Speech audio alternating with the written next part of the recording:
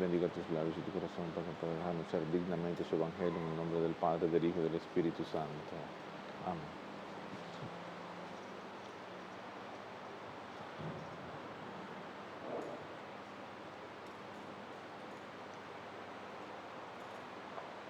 Señor, sea con vosotros. Tu voz, Espíritu. Proclamación del Evangelio de Jesucristo según San Mateo. Gloria a vos, Señor.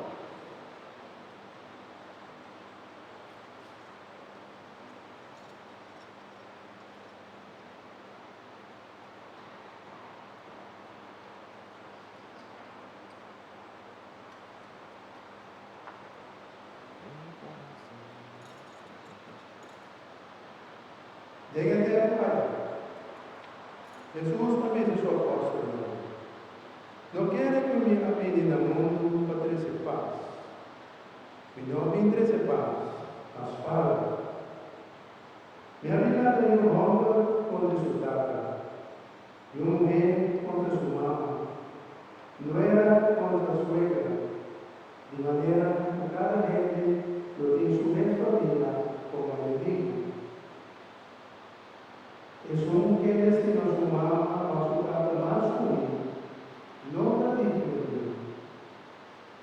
Es un que destina su hijo hombre a su hijo mujer masculino, no la dignidad.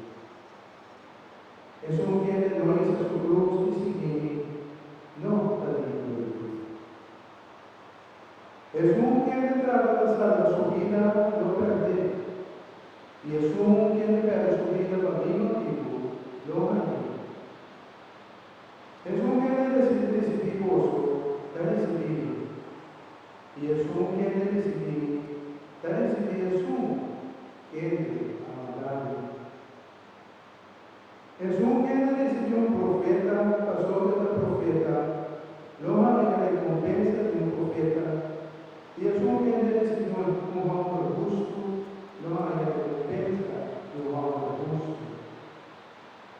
Mientras que oramos, es un que me procura más de un glass de agua frío, un que chiquito en la calle, pasó de cada discípulo, no quiere hacer nada sobre recompensa.